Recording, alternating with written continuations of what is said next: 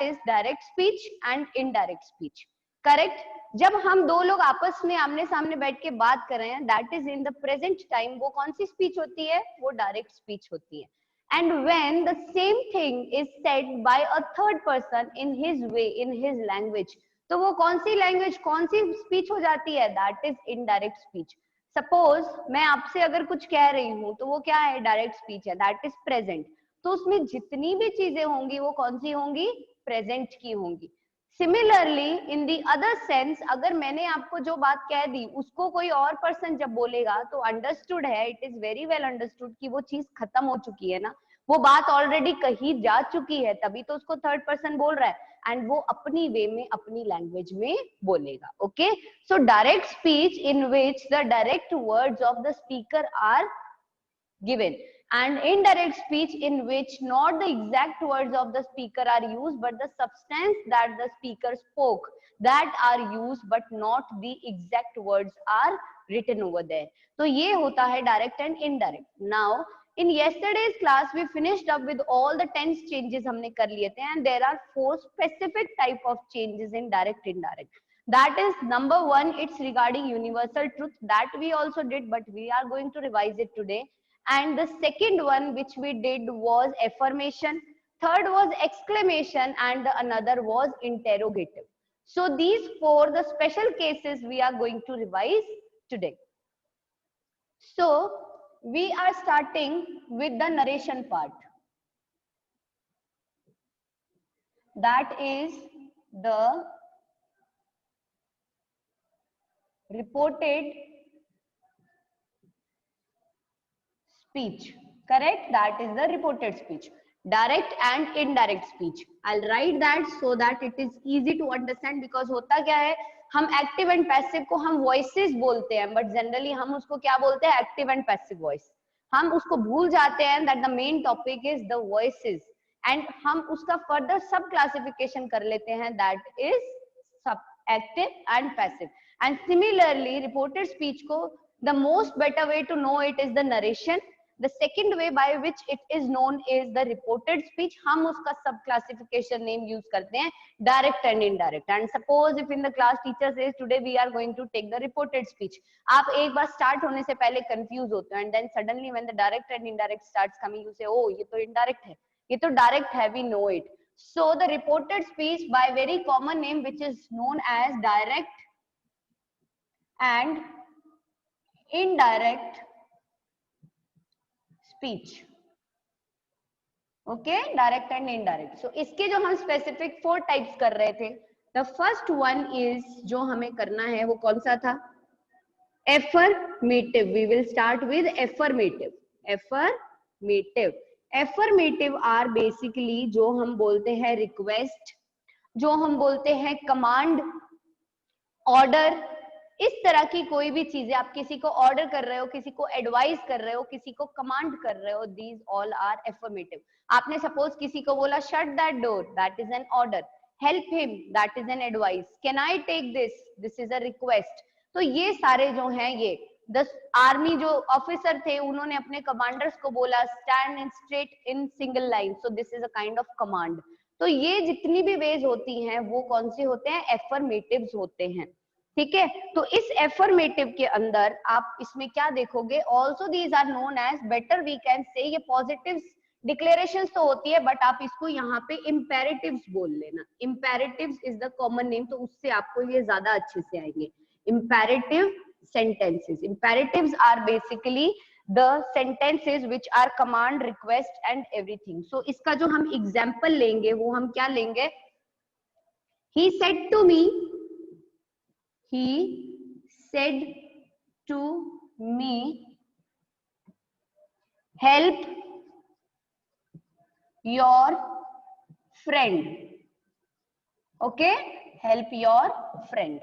So this is a, जब हम इसको कन्वर्ट करेंगे, this will be a single declaration sentence. तो इससे ये पॉजिटिव है, तो आप इसको एफर्मेटिव भी ले सकते हो. But when we are talking about advice, request, command, order, तो बेटर है कि हम इसको पॉजिटिव में एफर्मेटिव नहीं लेके हम इसको इंपेरेटिव की कैटेगरी में ले लेंगे.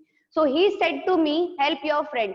अब ये हेल्प योर फ्रेंड से आपको क्या थॉट प्रोसेस आपके दिमाग में चल रही है, that this is an advice, कि वो मुझे एडवाइस कर रहा है that I should help my friend. So इसका क्या हो जाएगा, तो क्या होता है जो आपको यहाँ पे रिपोर्टेड के अंदर जो आपको सेंटेंस मिलता है ना, try to find out the thought, देखो कि वो कौन सा इंपेरेटिव पार्ट आ रहा है। So it is advice. So what you have to do, you have to do he advised me. आप यहाँ पे सेड टू की जगह एडवाइस, अगर यहाँ कमांड होता तो ही कमांडेड मी, अगर यहाँ ऑर्डर होता तो ही ऑर्डर्ड मी, तो यहाँ पे आ जाएगा ही एडवाइज्ड मी। फिर आगे help your friend to, to से स्टार्ट हो जाएगा यहाँ पे, to help my friend. And last में एज आई टोल्ड यू कि इसमें हम लास्ट में एक फुल स्टॉप देते हैं, commas, inverted commas, everything is removed, and हम इसको एक सिंगल सेंटेंस बना के लास्ट में भी put a full stop. So what changes we did, हमने सेड टू को एडवाइज्ड में चेंज किया because help your friend is an advice. तो हमने एडवाइस, कॉमा इन्वर्टेड कॉमा हटा के आप इसको इंट्रोड्यूस करोगे with the help of to, and then remaining part help my friend, and in the last you are going to put the full stop. Correct? So this was the imperative. The next we are going to do is the interrogation. After imperative we are to doing the interrogation. अब interrogation क्या होती है? Interrogation होता है प्रश्न पूछना. Okay, to ask a question, that is interrogation. Now हम जब भी question की बात करते हैं, suppose I ask you a question, I can ask it in a two way. कैसे? मैं आपको पूछूंगी what are you doing? So what will be your answer? I am sleeping, I am studying, I am dancing, I am eating, can be anything. तो कोई भी noun या pronoun इसका answer हो सकता है. And secondly, I can ask you, are you taking your class? So what will be your answer? You will say, yes, I am taking my class. No, I am not taking my class. So yes and no. So the question answers जो होते हैं ना, they are of two types. One is WH words, that is what, when, where, why, how. ये सारे WH word से भी question बनते हैं, and it's answer is always a noun और अ प्रोनाउन. एंड सेकेंडली वो क्वेश्चंस होते हैं जिसका आंसर हमेशा यस या फिर नो से आता है. एंड ये यस नो टाइप क्वेश्चंस जो होते हैं ना, इसके अंदर क्या चेंजेस होते हैं वो हम देखेंगे. इसका आंसर हमेशा यस नो से होता है, और इसको स्टार्ट जब हम करते हैं तो WH वर्ड नहीं होता बल्कि एक हेल्पिंग वर्ब से स्टार्ट होता है. जैसे are you doing this, do you coming, is she doing this, was she doing that, तो ये following changes उसके अंदर होते हैं. So when we are doing the direct indirect narration, that is the second thing of today we are doing, that is interrogative. ठीक है, interrogative sentences. Interrogative sentences. So interrogative में जब हम बात करेंगे, we will take it of two type, that is A हम लेंगे WH words. वो मैंने आपको एक्सप्लेन किया है कि WH वर्ड्स कौन से होते हैं. WH वर्ड हो गए why, when, where, which, when, why, how, ये सब. तो इसका जो एग्जाम्पल है, लुक हियर, WH वर्ड का जो एग्जाम्पल है, she asked me where are you going. Okay, where are you going? Correct, fine, understood. So इसका जो कन्वर्जन होगा वो क्या होगा, she ना क्वेश्चन है तो वो ऑलवेज आस्क्ड ही होगा, तो यहाँ पे हम आस्क्ड ही लिखेंगे. एंड अगर आपको क्वेश्चन के अंदर अगर आपको दिया जाता है सेड, सेड टू, तो यू कैन इंक्वायर्ड भी लिख सकते हो और साथ ही साथ आप आस्क्ड भी लिख सकते हो. तो यहाँ पे क्या है, आस्क्ड, she asked me. अब यहाँ पे दैट से कनेक्ट नहीं करते, यहाँ अगर WH क्वेश्चन होता है तो आप as it is WH word को ही वापस लिखते हो. तो वेयर आ जाएगा वापस से, कॉमा इन्वर्टेड कॉमा हटा के वेयर. आर यू गोइंग, तो यू किसके लिए यूज हुआ है, मेरे लिए. तो मेरे लिए क्या हो गया, I. I is now singular and past, तो वॉज, एंड ये जो वर्ब होती है ये चेंज नहीं होती, where I was going, and last में हमें क्या लगाना है, full stop. This is the thing to be kept in mind कि कोई भी mark हो last में, but when the thing is changed into indirect speech, the point, the punctuation mark you are going to use is complete writing the sentence and at the last put a full stop. That is it. So she asked me where I was going. So ये यहाँ पे आया. तो जो WH words वाले question होते हैं उसमें आप WH word को ही वापस से copy कर देते हो, ठीक है, एंड आप दैट को यूज उसमें नहीं करते, WH वर्ड को कॉपी कर देते हो. सेकंड जो इसका आता है वो कौन सा होता है, yes no type question, yes no type question, ठीक है। yes no type, yes no type का एग्जांपल देखो। yes no टाइप मैंने आपको बोला था कि वो किससे शुरू होता है। the yes no type question starts with a helping verb whose answer is either its answer is going to be yes or the answer is going to be no. So the example is Mohan said to me,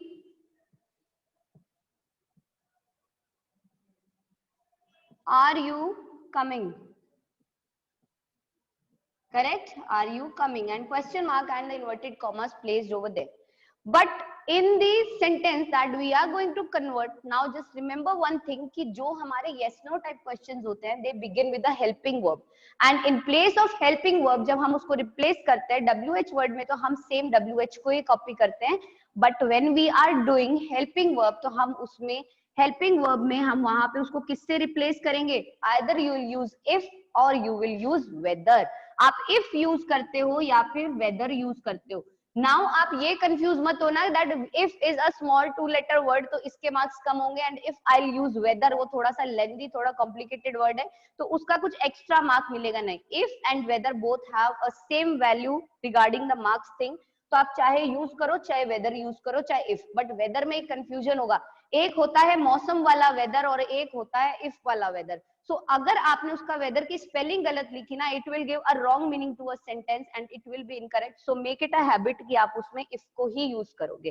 correct. सो इसको जब हम convert करेंगे, कैसे करेंगे? Mohan said to है but it is a question, so आपको यहाँ पे रिपोर्टेड वर्ब क्या लेनी है? आपको यहाँ पे इसको आस्क्ड करना है. आप इसको इंक्वायर्ड भी कर सकते हो बट कॉमनली हम आस्क ही यूज करते हैं. Ask me. नाउ यहाँ पे हमें आर को नहीं कॉपी करना है, आपको यहाँ पे दैट भी यूज नहीं करना है, आपको यहाँ पे करना है इफ. ओके.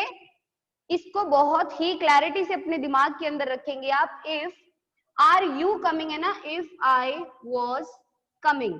कमिंग को कुछ भी हम चेंज नहीं करते हैं.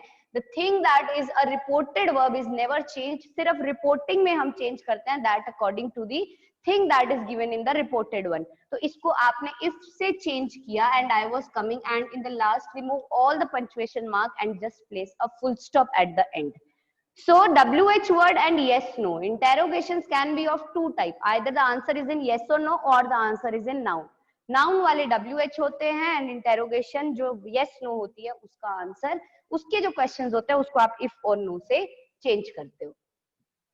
Now the third one that we are going to do is exclamation. Exclamation is a very interesting thing that we are going to do. हम अक्सर पूरे दिन एक्सक्लेमेटरी बातें करते रहते हैं. एक्सक्लेमेशन इज व्हाट, जिसको हिंदी में आप क्या बोलते हो? It's better to understand in Hindi, आपको अच्छे से समझ में आएगा, जिसे हम विस्मयादि बोधक बोलते हैं. लाइक हम कोई बहुत ही ब्यूटीफुल सी चीज देखते हैं तो हम क्या बोलते हैं? Wow it's too beautiful. आपके साथ कुछ बहुत बुरा हो जाता है, आप बोलते हैं ओ नो ये सही नहीं हुआ, that is alas. So the things expressing your feeling, expressing your emotions, आप उसको क्या बोलते हो? आप उसको एक्सक्लेमेशंस बोलते हो. So the third one that we are going to take is exclamations. ठीक है? Exclamation. Exclamation. So exclamation आप समझ गए? That can be alas, that can be wow, that can be hooray. तो ये सारे तो ये सारे जो है आपके कहीं ना कहीं सैड हुआ, सरप्राइज हुआ, इस तरह के इमोशंस को ये एक्सप्रेस करते हैं. So when are we talking of exclamation? So the example जो हम लेते हैं, we can say he said, you have to put a comma, you have to put an inverted comma, alas I am ruined. Okay कि मेरा बहुत नुकसान हो गया एंड मैं बिल्कुल खत्म. और इसके बाद में अलास जो है, इसके बाद में आप एक्सक्लेमेशन मार्क रखोगे. एक्सक्लेमेशन मार्क कैसा होता है? ऐसा होता है. ओके, रिमेंबर एक्सक्लेमेशन मार्क ये होता है. बट जब आप उसको कन्वर्ट कर दोगे ना इनडायरेक्ट में, तब आप कोई भी एक्सक्लेमेशन मार्क नहीं रखोगे. तब तो हमारी एकदम सिंपल सा थॉट प्रोसेस चलता है that we have to complete the sentence and at the end what we have to do, we have to place a full stop. So alas के साथ में यहाँ पे ये हो जाएगा. ओके. सो इसको जब हम कन्वर्ट करते हैं, अब हम जब अलास को देखते हैं ना, तो हमें अलास को देख के चेक करना है कि ये कैसा एक्सक्लेमेशन है. अलास क्या एक हैप्पीनेस को शो करने वाला एक्सप्रेशन है? क्या जॉय को शो करने वाला एक्सप्रेशन है या फिर सॉरो को एक्सप्रेस कर रहा है? Obviously alas is expressing sorrow, दुख को एक्सप्रेस कर रहा है। ऑब्वियसली जब आप बर्बाद हो जाते हो, आपको बहुत नुकसान होता है, तो आप क्या बोलते हो? You always say oh no sad. तो अलास हमेशा यहाँ पे आपकी सॉरो शो कर रही है, ठीक है। So we can say that he exclaimed. यहाँ पे अब सेड की जगह आप क्या लिखोगे? Exclaimed. He exclaimed with sorrow.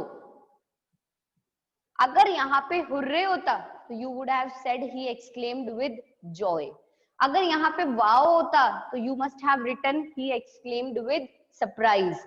But यहाँ पे क्योंकि alas है and alas gives the feeling of sorrow. So what you are going to write? You are going to write that he exclaimed with sorrow. That this you are going to connect with that. Now this I is used for he. तो यहाँ पे हम pronoun क्या ले लेंगे? He.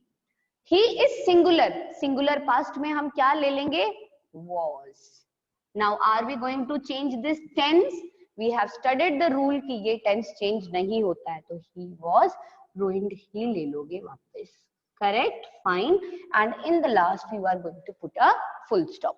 So he exclaimed with sorrow that he was ruined. Alas, I am ruined. That he was ruined.